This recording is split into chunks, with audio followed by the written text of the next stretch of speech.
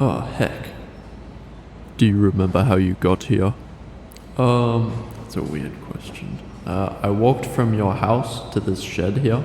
Why are we filming in a shed, by the way? No, I mean in the broader sense. How did you get here? Well, I drove my car. No, I'm asking for your life story, man.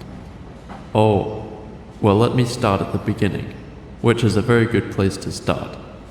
And it starts right here. I'm a cartoon. Why am I a cartoon? Because that is the beginning. One day I was in the shower and I had a thought. A shower thought, you might say.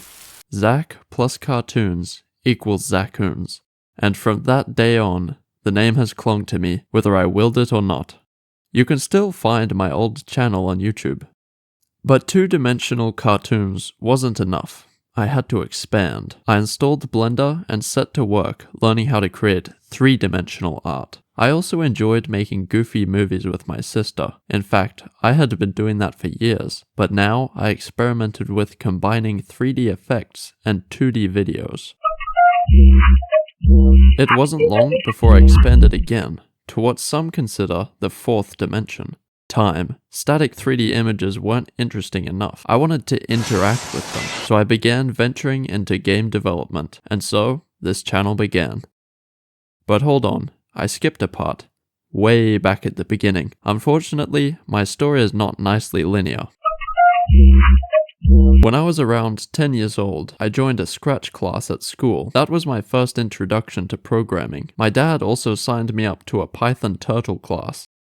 But I didn't really understand any of that, and just looked at all the cool stuff the other kids did. In fact, I was largely inferior even to some of my fellow Scratch programmers. I remember one of my peers made a painting program, which amazed me. You can tell, because I made my own shabby replica. I tend to see something which amazes me, and I want to build it myself, to make it my own, you know? There was a browser game which went around at school called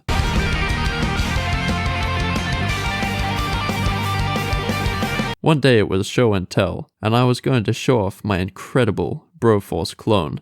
Unfortunately, the teacher had maxed out the volume of the projector, and the first thing which tore at our ears was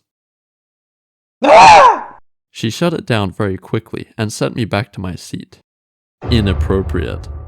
I also remember this 3D first-person shooter game. That was really impressive, because you can only draw 2D lines in Scratch. At the time, the inner workings of this wondrous magic was completely opaque to me.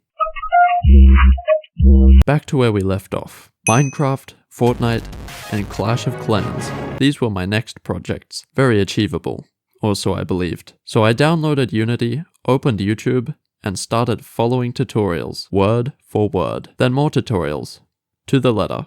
Then more tutorials. Eventually, I just stopped needing them. And when Danny started making Carlson, I was able to build a half-decent replica. It was even unfinished, just like Carlson. But it was way better than any of my previous projects. And I started to explore other ideas too. My own ideas. Well, as much mine as an idea can be. Arcanus, Imago, that two-colored one.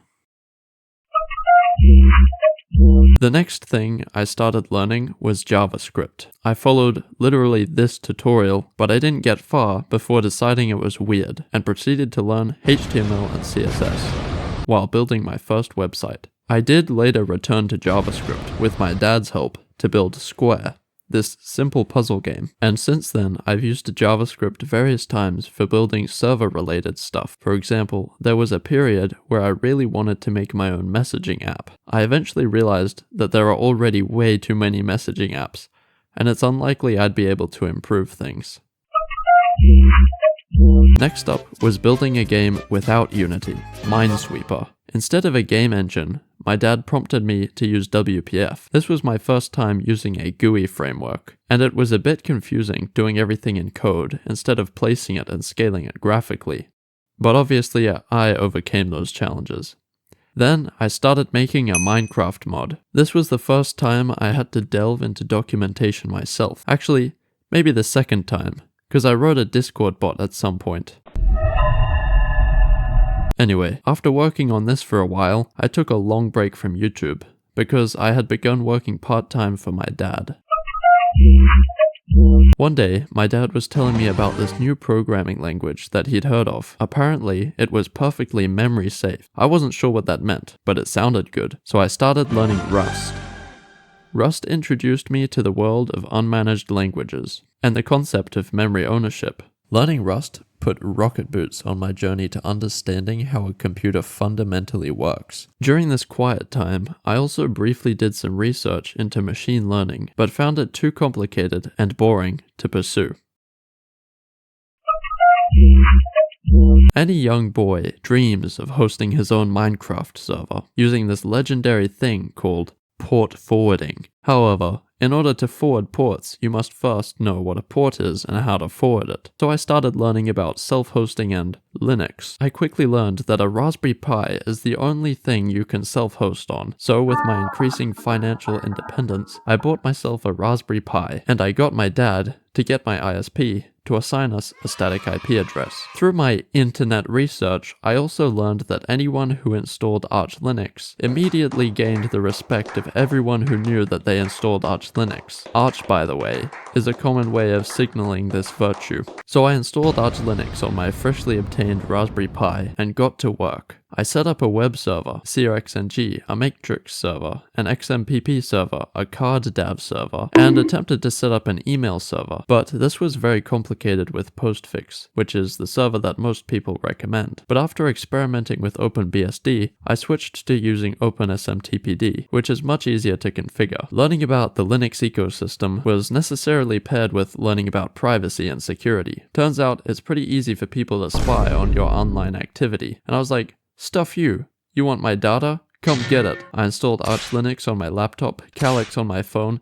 In fact, I got a Google Pixel phone just so I could use Graphene OS. I used Molfad browser, and I switched to Matrix for communications where possible. I used CRXNG for searching and started self-hosting an email server. However, I've come to realize that pedantic privacy is a waste of time. It's good to have, but not to obsess over. Privacy is a spectrum, as Eric Murphy articulates in this video, and the more privacy you have, the more time it costs you. 3 years after my absence, I posted a new video where I showed off my minimal website redesign. No bloat here, only a 90s aesthetic. Actually, 90s aesthetic is too much bloat. Much better. And well, the rest is history.